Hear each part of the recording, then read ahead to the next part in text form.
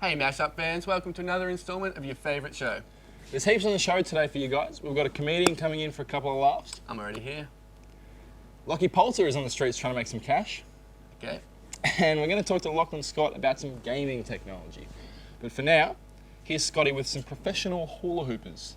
That's not a thing. I think you'll find it's a thing. Professional hula hoopers You're wrong. is definitely not You're a thing. wrong. It's a thing. Hula hoop, hula hoop.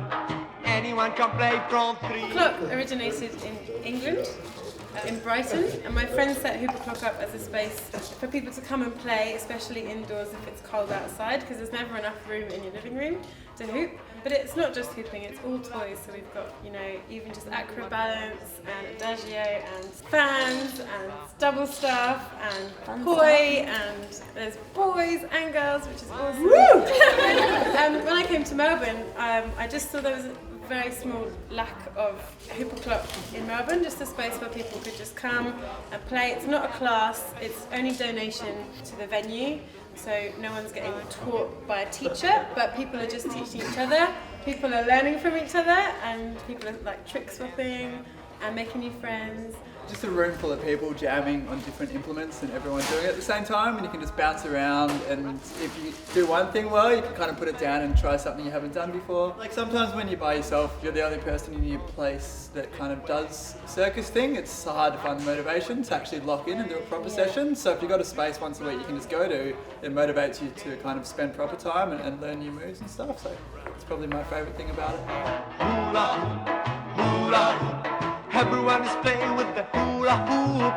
Look on the spin. Performers Without Borders is a charity that's based in the UK, and it was set up to try and help underprivileged kids learn performance art skills. So the basic idea is that through teaching kids circus skills and performing arts, kids will improve their trust, their performance capabilities, their communication and teamwork and things like that.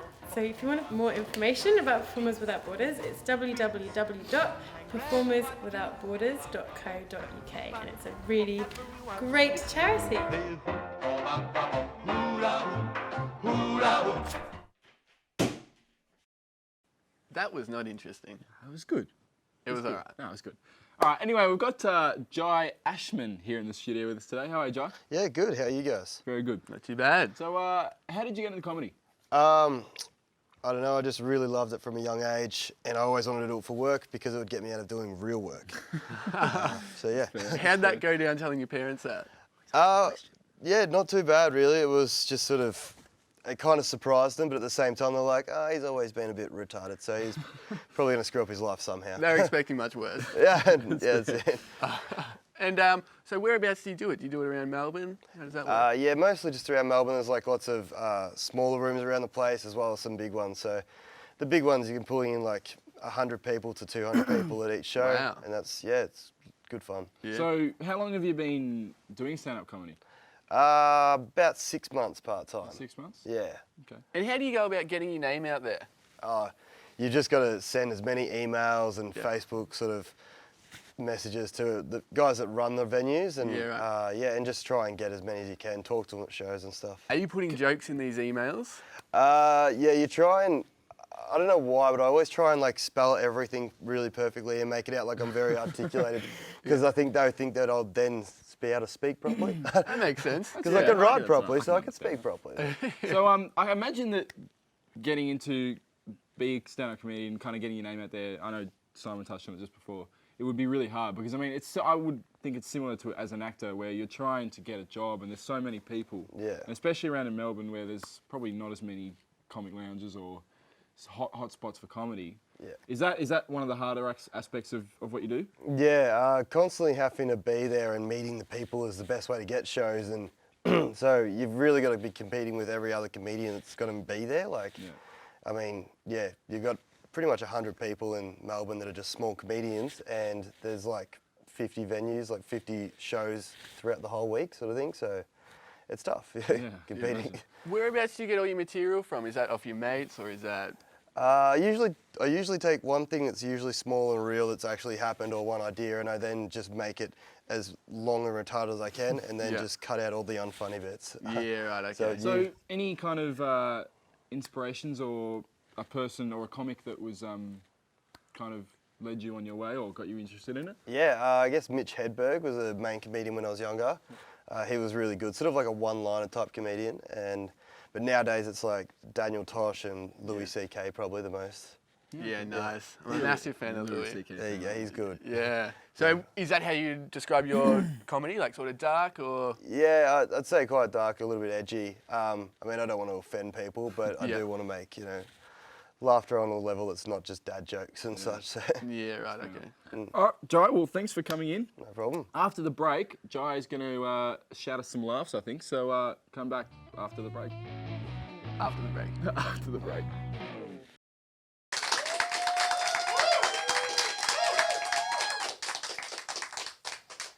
So I'm getting older, but I'm not acting any older. And my family, they're getting a bit sick of it. They're like, Jai, you've got to grow up. Everybody's got to grow up. Everybody grows up sometime. And I'm like, really? They're like, yes, everybody. I'm like, what about midgets? They don't grow up. They get to about 3.5 foot tall, and then they stop. And they're like, I'm done. I'm going to go cheat at limbo. That sort of thing makes me genuinely wish I was a midget sometimes, but most of the time, it doesn't. You see, if you ever look at a midget to the point that you're staring at them and you can't stop staring at them, and you're thinking to yourself, man, they must have trouble meeting new people. Or man, they must have trouble reaching things on the high shelf. Or man, I could totally jump over that person. I don't want to sound morbid, but what happens when they pass away? Do they get buried in a full-size coffin or a smaller coffin? Or do they just save up like 2 or 3 and just chuck them in a decent-sized box? It's a decent size though, and it's got like nice initials and their names carved in it, like Snap, Crackle, and Pop. So like, screw it, man, they got shit in common. They can talk about how many times they've been jumped over. I did these jokes at a show a little while back, and there were some midgets in the crowd, and I wasn't aware at the time. I wouldn't have I would have done the jokes anyway. And they came up to me afterwards, and they were like, "We think your jokes about midgets was a bit small-minded."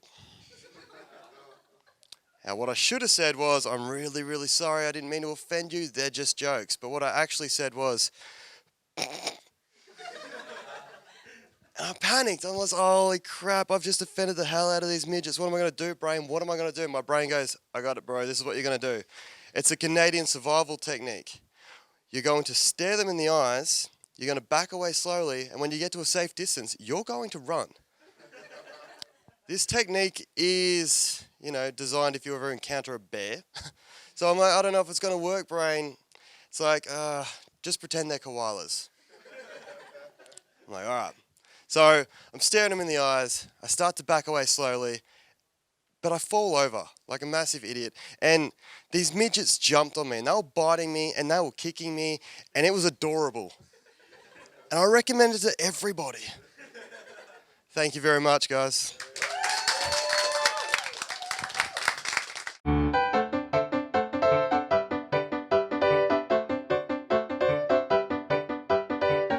I started growing a beard basically as soon as I could, mostly because shaving was a bit much work for me. My beard has been growing for probably the last 8 or 9 months. It's definitely manscaped and shaped.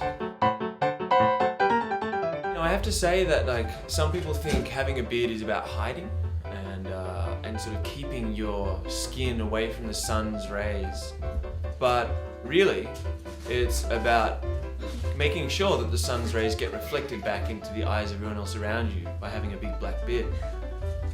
I mean, the only reason I have a beard really is because I don't have a razor, and that's the most manly thing that you could do. Oh, I just can't be bothered. I don't have a fear of sharp objects, no. I just neglect to shave quite often. Can you have ham without a sandwich? They're both really good. Beards or a massage? No, Massage. Oh, massage. Just beard and beard. I reckon beard. Yeah, definitely beard. Yeah, moustaches are funny. Okay. Well, I think if I wear a moustache, I kind of look like my dad from the 80s, so I don't know. Probably. I think pornos ruin moustaches. Definitely. For public anyway. Definitely. Yeah. Beard all the way. Beard's dirtier. I mean, there's nothing. My beard is full of grubs, worms, cigarette butts. How much more manly can you get, really? Yeah, there's a lot of actions involved with having a beard. There's sort of the tug, there's sort of the stroke, and basically I wonder what people without hair on their face actually do in moments like that. They do. Absolutely. They get more attention. Mustache is just dirty. Yeah, I mean, I think of myself as, you know, a generally hairy, hairless person, and maybe even a genderless soul. But when it comes down to it, if you were to classify me, I'd agree with bearded man.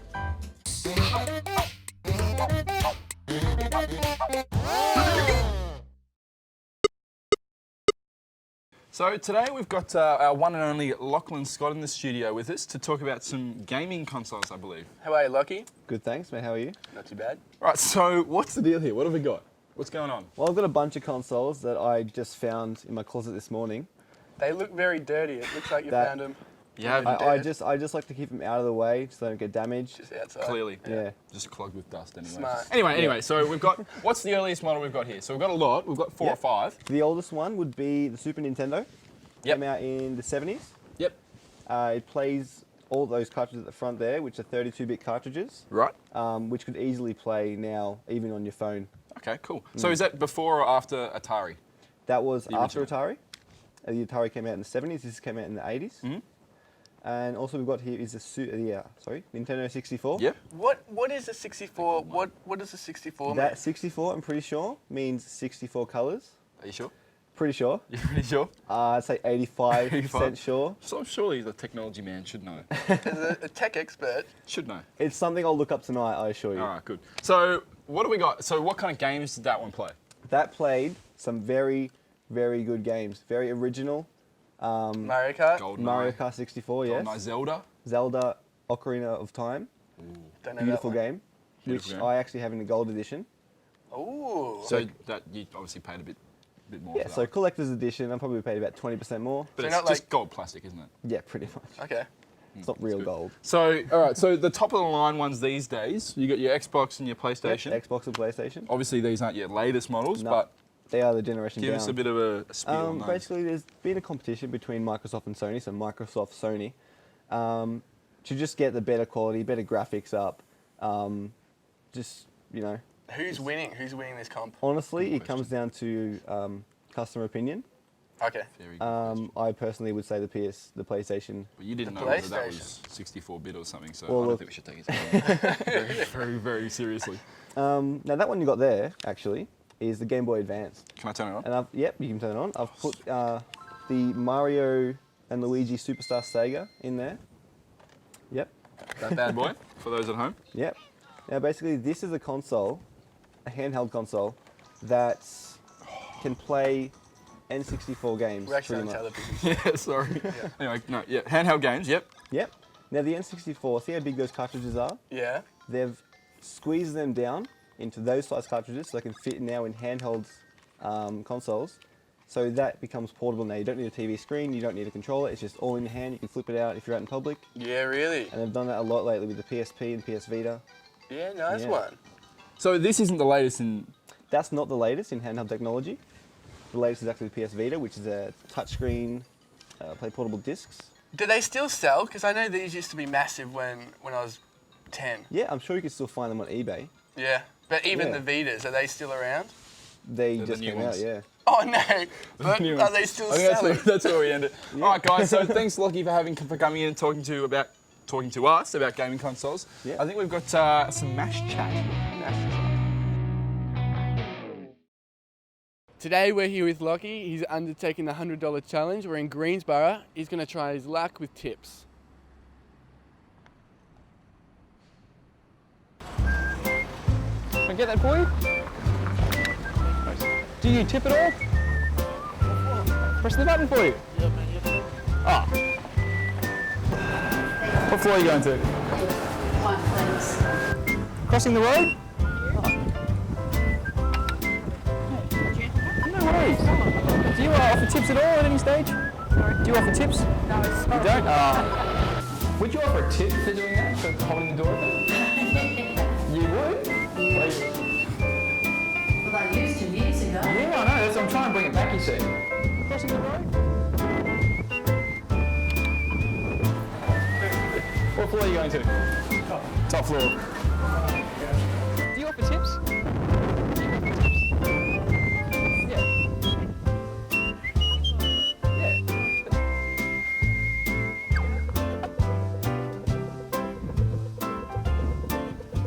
Oh, thank you so much. Have a great day. $2. $2.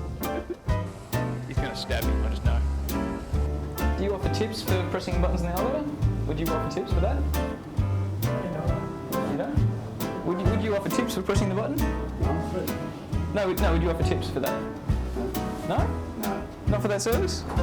Held the door open and everything? Do that in America. Oh, okay. Maybe I should go there.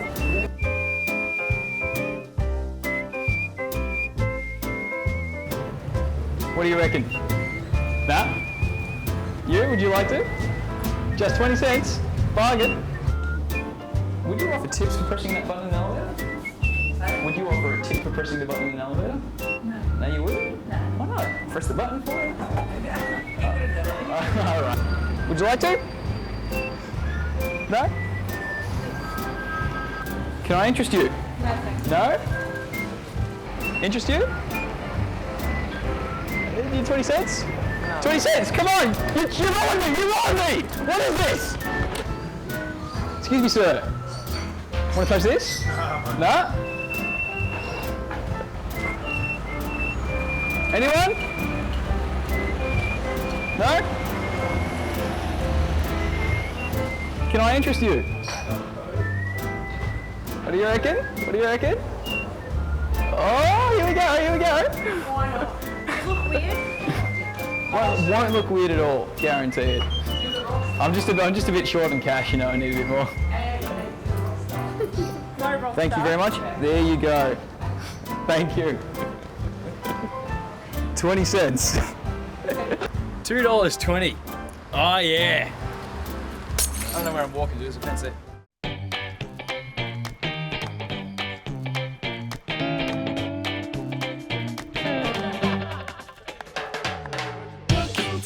The crossbar challenge consists of a soccer ball and soccer goals, and here is how it's played. Jason Schwery, the striker.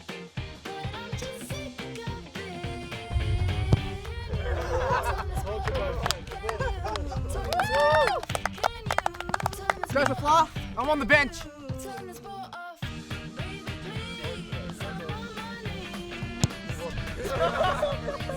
Yeah. Whole bit of half. Water boy.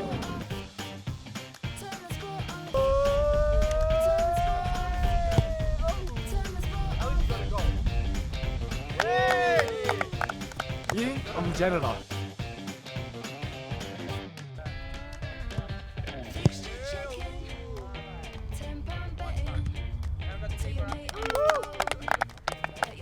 Get him, coach. Goalkeeper.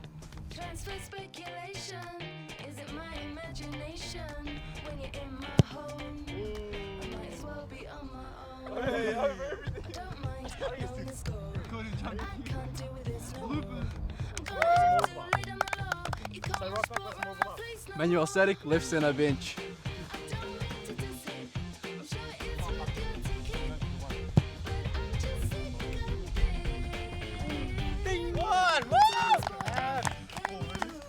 I'm Eric. I'm behind it.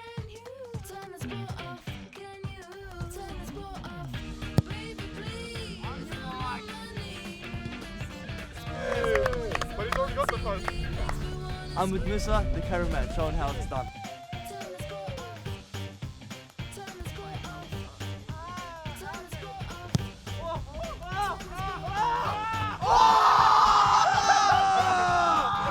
How'd you do it?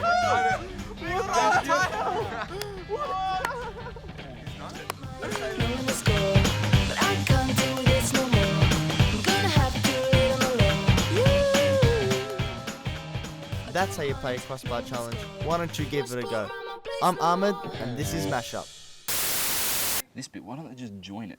Why, you just have a flat canvas, man. Yeah, but you just have a flat canvas and you've... Oh, sorry guys. Just casually, just talking to Simon here about his shoes.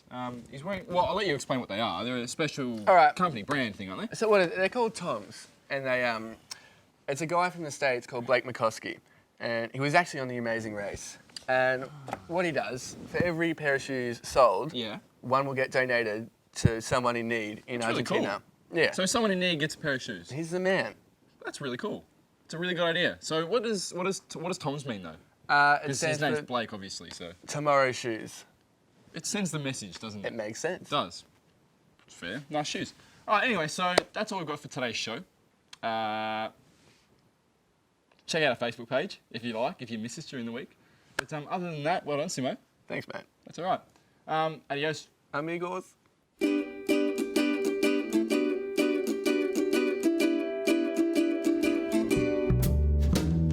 I don't mean to swoon, but I'll be leaving soon, and I don't want to waste a thing.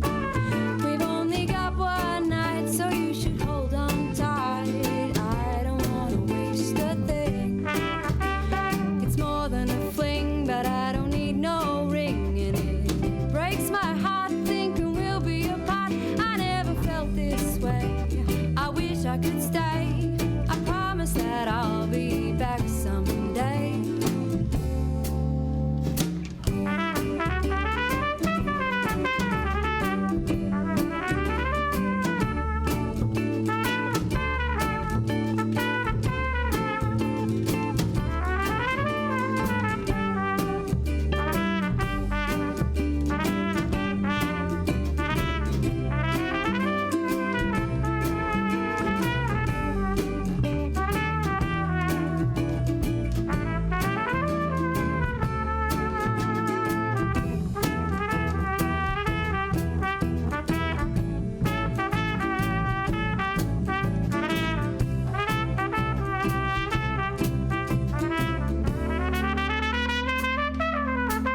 We've only got one day, so can you skip the charades? I don't wanna waste a thing. Can't you put on a cough or take the afternoon off? 'Cause I don't wanna waste a thing. It's more than a fling, but I don't need no ring, and it breaks my heart thinking we'll be apart. I never felt this way. I wish I could stay. I promise that I'll be back someday. My heart is beating like a jungle drum. My head is spinning like it's overrun. My legs are shaking, my body's aching. There's only one antidote to soothe this thing. Well, it hasn't been long, but it's enough for a song, and you know